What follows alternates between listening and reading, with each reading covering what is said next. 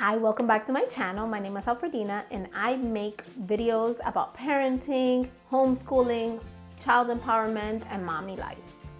And today I'm going to share with you one of my biggest secrets in this life, and that is books.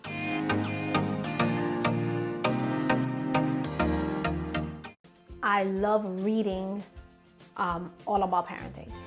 And I'm going to tell you the truth. Where I used to read for hours pre-kids, after children, I find that I just can't, I don't have the time. When can I just sit and read a book? So one thing that I do is, if there's a book that I like, and this one that I'm holding in my hands, I'm going to talk to you about, somebody recommended it to me, gifted it to me. I started reading it and I was like, my mind was blown. Like, this is about my children. This is going to make me be a better parent, but I was just not getting through it fast enough. So what I ended up doing is what I do with most books post children, is get it on Audible. I go ahead, I got it, and I'm listening to it throughout the day. And listen, there was some stuff there that as my kids are melting down in this way or that way, I was just like, oh, using the techniques right away, and they work wonders. And today I want to give you one of those things that I used. In the book, she is really big about talking about labels. She tells us that, which is true, our children's inner voice and what they think about themselves and what they think they can accomplish is greatly influenced by the words they hear us and other adults in their life speak over them. So if we're constantly saying, you're so messy, or why is this child so messy? He doesn't know any better. He doesn't know that he has the potential of being clean. He's just gonna think, well, I'm messy. Well, I do that because I'm messy, and they live up to the words that we speak around them. So there's a part in one of the chapters where she talks about labels, explains what they do for good or bad, and then actually gives you tools to really start helping you pay attention to the words you use about your child and around your child. And it helps you see how you feel differently towards them, and so also how they feel about themselves. And I'll give you a little bit of one of the lists that she gives. In one of them is, the first word I'm gonna say is what you could say about a child and what you can substitute that word for. The negative label would be demanding. My child is demanding. A new exciting label, a good label, would be he or she holds high standards.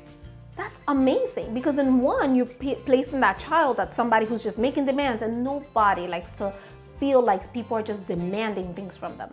But when you see that child has high standards, that's something that you want to actually foster in your adult child. The second one is destructive. This kid is so destructive. They just break everything. They're fill in the blank. You could put that as passionately curious. And that's something that I have to remind myself constantly. Another one is defiant. Instead of defiant, you could think of your child as principled.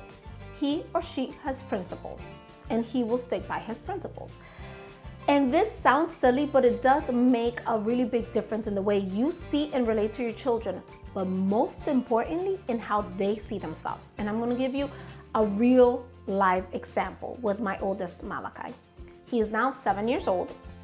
And for the past few weeks, my husband and my sister-in-law have been sending me pictures of when he was a baby and when his brother was a little baby.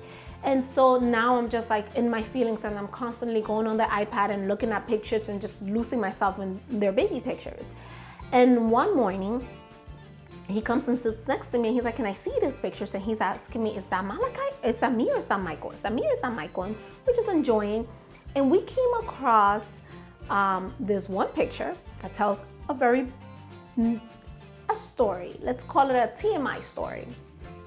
So this was back when he was 2 years old. I was starting to potty train him. His baby brother was 2 months old. I usually kept everything in the playroom so that we could just play together, and if I needed to do anything, I'd go somewhere else. But what I kept there also was a potty. He had just used the potty, So I went ahead and took it to the bathroom, and before I had a chance to clean it out and bring it back, his baby brother had an accident and I had to go to the room, to the nursery, to change him. And so that's what I did. While I'm upstairs, I hear him in the playroom saying, "Mom, poot." And I'm like, oh my goodness, the potty's not in there. And I'm like, "Please hold it, buddy." But when you're first starting to potty train, there's no holding. So I'm just bracing myself for there to be, a big mess in the clothes and all these things. But when I walk down the stairs with my baby in tow, just, getting ready to clean up this huge mess, I see that he had one of these trucks that they mimic the trucks that transport cars, like on 2 levels. And he had one of those that if you turned it over was about the height of his potty. So he turned it over, sat on it, and in the hole that it made in between the 2 levels, he used that as a potty. And he just went right there, and everything went through number 2 right to the floor. And I saw that and I'm like, he's not doing what I think he's doing. And like a 21st century mom, first thing I did was, let me capture this. I grabbed my phone, took a picture, and then went and investigated, and sure enough, he had just used that as his potty. So he's asking me what that's there because I saw the picture and I remember the story. I started laughing and then I told him about it, and I look over at him and he has this face like, why did I do that? And I'm like, honey, you did that because you're a problem solver. You were 2, you couldn't get to the bathroom, your potty was nowhere to be in sight, so you fixed the problem yourself. He took that. Well, we continued looking at pictures. The next day, his cousin was over and they're chit-chatting like they do. They spend the whole day talking and just playing. And he tells her about what he had done. And she did the same. She had the same reaction. Ew, why would you do that? And he's like, because I am a problem solver. If there's a problem, I will solve it. I can solve big problems. And he had so much pride in him saying that, and he looked so happy. And I remembered this book that I read like a year ago, where I could have said, oh my gosh, you're always making messes, or I couldn't believe that you pooped on the floor. It helped me rearrange even that story, everything, to be a cute story and one that's powerful, teaching him his possibilities, and that is who he is. He is a problem solver. And so that became what was internalized to him. And that was extremely powerful to me because it's one thing that I read that changed my perspective, and that has shaped the person that he's going to become, because now he sees himself not as that yucky kid that poops on the floor and on his toys, but as a smart child who problem solves. And that is one of those characteristics I want for my adult children. And so I'm glad that those seeds are growing now. So I would say to you that if you have challenging moments with your children, with meltdowns and with transitions and other things, get yourself this book. I'm gonna have a link down below so that it will give you so many great advice that you can use in the moment, and so that you get started on or continue on your journey of empowering your children to become the men and women you want them to be, that you would be proud of, just like my son was so proud of himself. Thank you so much for watching. Share this video with anybody that you think needs to hear this.